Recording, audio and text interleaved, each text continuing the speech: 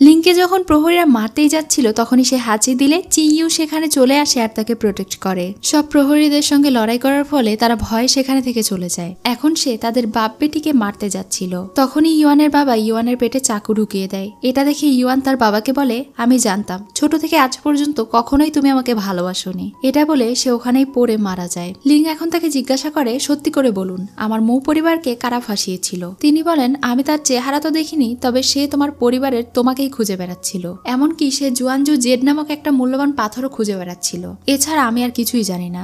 এটা শুনে তারা ওই লোকটাকেও মেরে ফেলে। এরপরে তার পরিবারকে নির্দোষ ঘোষণা করার জন্য ওই লোকের হাতের ছাপ নিয়ে নেয়। বাহিরে এসে লিং কান্না করতে করতে বলে, আমি মনে করেছিলাম এই সবকিছু এখানেই শেষ হয়ে যাবে, কিন্তু এখন দেখছি এই সবকিছু এখান থেকে শুরু হলো। জানি না আমি আমার পরিবারের মৃত্যুর বদলা নিতে পারবো কিনা। তখন চিইউ এর আগের কথা মনে পড়ে, যখন তার ভুলের কারণে তার ক্ল্যানের সকলকে শাস্তি পেতে হয়েছিল। এজন্য সে লিংকে সান্ত্বনা দিয়ে বলে, এইসব কিছু তোমার ভুল নয়, ভুল বোঝাবুঝির কারণে এটা হয়েছে, সবকিছু ঠিক হয়ে যাবে। লিং তখন বলে, এখনো আমার অনেক কাজ বাকি আছে, এভাবে চুপ করে বসে থাকলেই চলবে না। চিইউ সন্দেহ করে যেহেতু তারা জিওয়ানজু জেড এর খোঁজ করেছে, তার মানে নিশ্চয়ই তার শত্রু ফক্স ক্ল্যান থেকেই হবে, মানে তাদের দুজনের শত্রু এখন একই হবে। এজন্য সে মনে মনে ভাবছিল লিং আর একা নয়, এই প্রতিশোধের খেলায় সেও তার সঙ্গে যোগ হলো। মিস্টার ই যেহেতু মারা গিয়েছে, এমনকি তার বড় মেয়েও মারা গিয়েছে, এজন্য বংশধর হিসেবে লিংকে এখন এই প্রাসাদের মালিক ঘোষণা করা হয় এবং তার হাতে ক্ষমতাও হস্তান্তর করা হয়। এই সবকিছুর জন্য সে রাজাকে ধন্যবাদ জানায়। রাজা তাকে পরিবারের হারানোর দুঃখ পেতে বারণ করে।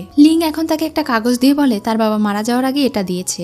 রাজা এই কাগজ দেখে রেগে যায়। তখন সে রাজাকে বলে, আমার বাবা তো মারা গিয়েছে, কিন্তু তিনি তার অপরাধ স্বীকার করে গিয়েছেন, দয়া করে রাখবেন না এবং তাকে ক্ষমা করে দিন। রাজা তখন তাকে ভরসা দিয়ে বলে, এতে তোমার কোনো দোষ নেই, যেহেতু তোমার বাবা অপরাধ করেছে এবং তিনি এখন এই দুনিয়াতে নেই, তাই কোনো সমস্যা নেই, আর এই সমস্যার সমাধান আমি করছি। লিং এখন রাজার কাছে রিকোয়েস্ট করে অনুমতি চায় এবং বলে এখন থেকে রাজা যেন তাকে মু পরিবারের মৃত্যুর রহস্য উদ্ঘাটনের জন্য ক্রাইম ইনভেস্টিগেশনের দায়িত্ব তাকে দিয়ে দেয়। লিং নিজে সেই ইনভেস্টিগেশন করতে চায়। রাজা তখন তার হাত ধরে তাকে চিন্তা করতে বারণ করে। দূর থেকে এটা দেখে তো চিইউ এর একদম গা জ্বলে যাচ্ছিল।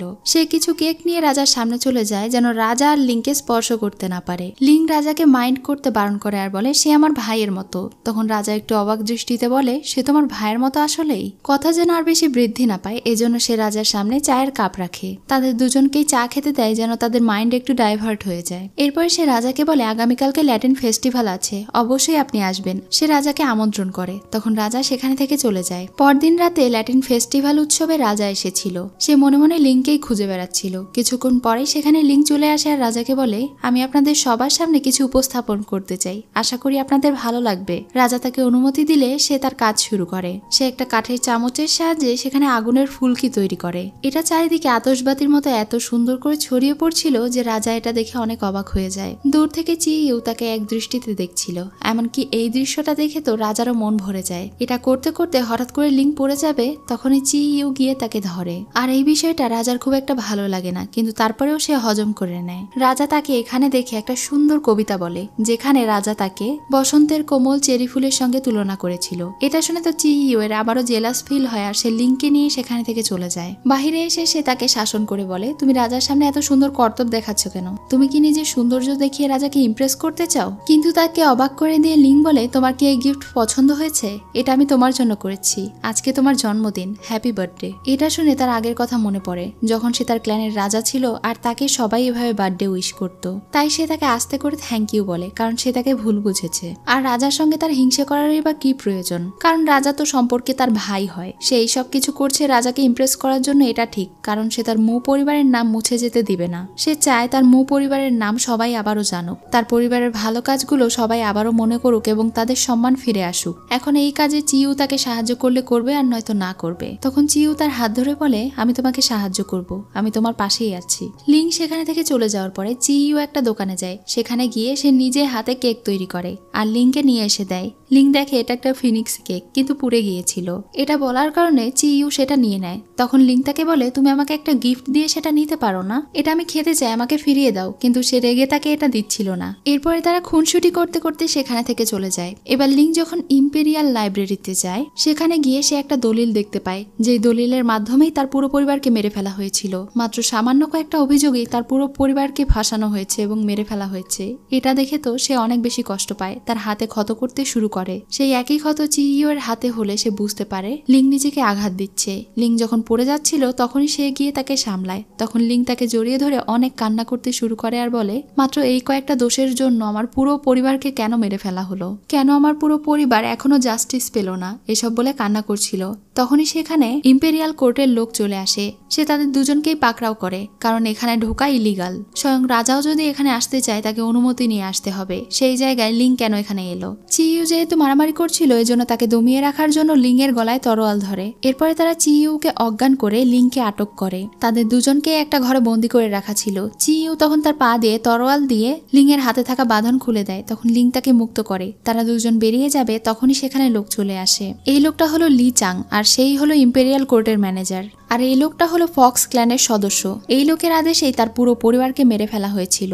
যখন তারা এই সবকিছু জেনে যায় তখন সেই ফক্স ডিমন তাদের উপরে অ্যাটাক করে দেয়। চিইউ লিংকে প্রোটেক্ট করার চেষ্টা করছিল, যার ফলে তাদের মধ্যে থাকা টুইন সোল কন্ট্রাক্ট জেগে ওঠে আর সে অনেক বেশি পাওয়ারফুল হয়ে যায়, যার কারণে চিইউ এর শরীর থেকে সেই কালো শক্তিটাও বের হয়ে আসে, কারণ সে আর তার শরীরে থাকতে পারছিল না। এখন তাকে নতুন একটা হোস্ট খুঁজে নিতে হবে। চিইউ এখন তার পাওয়ার দিয়ে সেই ফক্স ডিমনের সঙ্গে লড়াই করে। ফক্স ডিমন আহত হয়ে গেলে সে তাকে জাদুর মাধ্যমে বেঁধে ফেলে আর লিংকে একটা চাবুক দিয়ে বলে তাকে আঘাত করতে। তখন সে তাকে একের পর এক আঘাত করে যাচ্ছিল। তার আঘাত সহ্য করতে না পেরে সেই ফক্স ডিমন সেখানেই মারা যায়। এবার লিং এর মন একটু শান্ত হয় আর সে মনে মনে ভাবতে থাকে সে তার পরিবারের শত্রুকে মেরে ফেলেছে। তাহলে কি তার পরিবার এখন শান্তি পাবে? তার বাবা মা কি এসব দেখছে? তারা কি খুশি হয়েছে? যাই হোক, চিইউ এখন তাকে সেখানে থেকে নিয়ে চলে যায় আর সেই কালো শক্তিটা এই ফক্স ডিমনের ভেতরে চলে যায়, যেহেতু এই ফক্স ডিমনের শরীর অনেক বেশি শক্তিশালী ছিল। এই সবকিছু শেষে এখন তারা দুজন মিলে বসেছিল।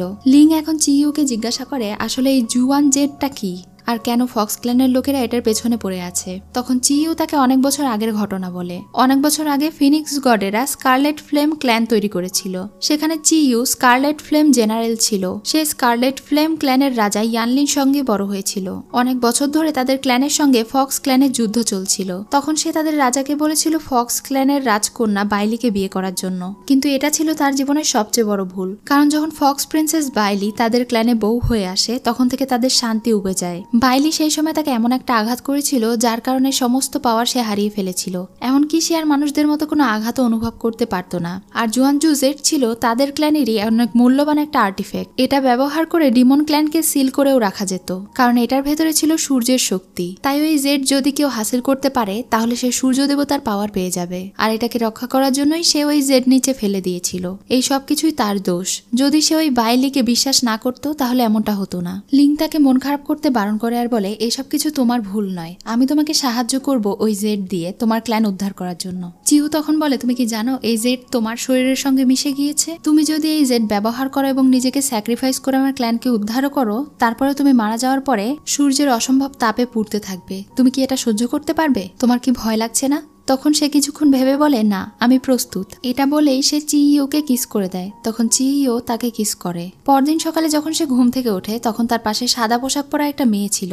মেয়েটি তাকে অজ্ঞান করে সঙ্গে করে নিয়ে চলে যায়। চিইউ সেখানে এসে যখন লিংকে খুঁজে পায় না, সে ওখানে একটা পালক দেখতে পায়। এটার গন্ধ নিয়ে সে বুঝতে পারে চিইউকে বাইলি নিয়ে চলে গিয়েছে। এদিকে আমরা বাইলিকে দেখতে পাই, সেই ছিল ফক্স ক্ল্যানের রানী। যখন সে নিজের আসল পরিচয় দেয় তখন লিং তার উপরে ভীষণ রেগে যায়। বাইলি এখন তাকে একের পর এক আঘাত করতে শুরু করে। চিইউ বুঝে যায় যে তাকে আঘাত করা হচ্ছে, এজন্য সে বারবার বলছিল হাঁচি দাও, হাঁচি দাও। বাইলি যখন লিংকে আবারও আঘাত করতে যায় তখন সে ইচ্ছে করে হাঁচি দেয় আর সাথে সাথে চিইউ সেখানে চলে আসে। তাকে দেখে বাইলি রেগে বলে তুমি আবার এসেছো? তোমার পুরো ক্ল্যানকে বরফ বানিয়ে দেওয়ার পরেও তোমার এখনো এত বড় সাহস হয়েছে আমার সঙ্গে লড়াই করতে আসার? এটা বলেই যখন সে তাকে আঘাত করবে চিইউ তখন লিংকে প্রোটেক্ট করতে চায় আর তাদের দুজনের হাতে এবং কপালে থাকা সোল কন্ট্রাক্টের চিহ্ন জ্বলন্ত হয়ে ওঠে, যার ফলে ফক্স ডিমন তাদেরকে আঘাত তো করতে পারে না, উল্টো তারই ক্ষতি হয়। এটা দেখে ফক্স ডিমন ভাবছিল সে এখনো এত পাওয়ারফুল কিভাবে। তখন সে ওখানেই জ্ঞান হারিয়ে ফেলে। চিইউ এখন লিংকে নিয়ে বাড়িতে চলে আসে। বাড়িতে আসার পরে দেখতে পায় লিংয়ের শরীরে যেসব সুই দিয়ে ফক্স ডিমন আঘাত করেছিল ওগুলোর কারণে তার বিষক্রিয়া হয়ে গিয়েছে। তাকে এত কষ্ট পেতে দেখে তাকে বাঁচানোর জন্য চিইউ আবারও তার সেই মূল্যবান গোল্ডেন ফেদার দুইটা বাকি ছিল, ওই দুইটার মধ্যে একটা ছিঁড়ে ফেলে আর সেইটার পাওয়ার লিংয়ের ভেতরে ট্রান্সফার করে দেয়। এরপরে সে রাত দিন বসে বসে লিংয়ের খেয়াল রাখতে শুরু করে যতক্ষণ না তার জ্ঞান ফিরে আসে। একদিন পর যখন লিংয়ের জ্ঞান ফিরে আসে তখন তো সে তাকে জড়িয়ে ধরে কান্না করে ফেলে। এদিকে তারা যেই সিলভার ফক্স বাইলিকে মেরে ফেলেছিল তার শরীর নষ্ট হয়ে যাওয়ার কারণে তার আত্মা বেরিয়ে আশেপাশে কোনো হোস্ট খুঁজতে থাকে। তখনই একটা মেয়েকে দেখতে পায় এবং সেই মেয়ের শরীরের ভেতরে ঢুকে যায়। সেই মেয়েটির হাতে ছিল অর্ধেক পেন্ডেন্ট। এটার দিকে তাকিয়ে বলে এবার হবে আসল খেলা। সন্ধ্যায় যখন তারা দুজন মিলে বাজারে ঘুরে বেড়াচ্ছিল তখন লিংয়ের সেই মার্কেটে থাকা একটা জুতা খুবই পছন্দ হয়, কিন্তু সে ওটা কিনে না। বিষয়টা চিইও খেয়াল করে, এজন্য সে তাকে পাশে নিয়ে গিয়ে তার জুতো খুলে দেয়। আর লিং একটু আগে যেই জুতার দিকে বারবার তাকাচ্ছিল আর পছন্দ করেছিল সেই জুতা তার পায়ে পরিয়ে দেয়। চিইও যে তার অনুভূতি এত ভালোভাবে বুঝতে শুরু করেছে এটা দেখে তার অনেক ভালো লাগে। এরপরে রাতে তারা দুজন একে অন্যকে মিস করছিল, কিন্তু বুঝতে পারছিল না কি বাহানায় তারা দুজন একে অন্যের সঙ্গে দেখা করতে যাবে। লিং বাহানা করছিল যে সে তার জন্য একটা মেডিসিন নিয়ে যাবে, আর চিইও তো কোনো বাহানাই খুঁজে পাচ্ছিল না, এজন্য সে আর কোনো কিছু না ভেবে সেখানে যায়। তারা দুইজনই যেহেতু একে অন্যের সঙ্গে দেখা করতে আসছিল এজন্য তারা দুইজনই একে অন্যের মুখোমুখি হয়ে যায়। লিং তাকে জিজ্ঞাসা করে, তুমি এখানে কি করছো? চিইও আর কোনো দ্বিধা করে না, সে তাকে বলে, আমি তোমাকে মিস করছিলাম, এজন্য তোমার সঙ্গে দেখা করতে এসেছি। এটা শোনার পর তো লিং এর কাছে বিষয়টা আরো সহজ হয়ে যায়, সে লজ্জা পায় আর তারা দুজনই একে অন্যের দিকে ভালোবাসার দৃষ্টিতে তাকায়। এখানেই এই পার্ট শেষ হয়ে যায়, পরবর্তী পার্টের জন্য অপেক্ষা করুন।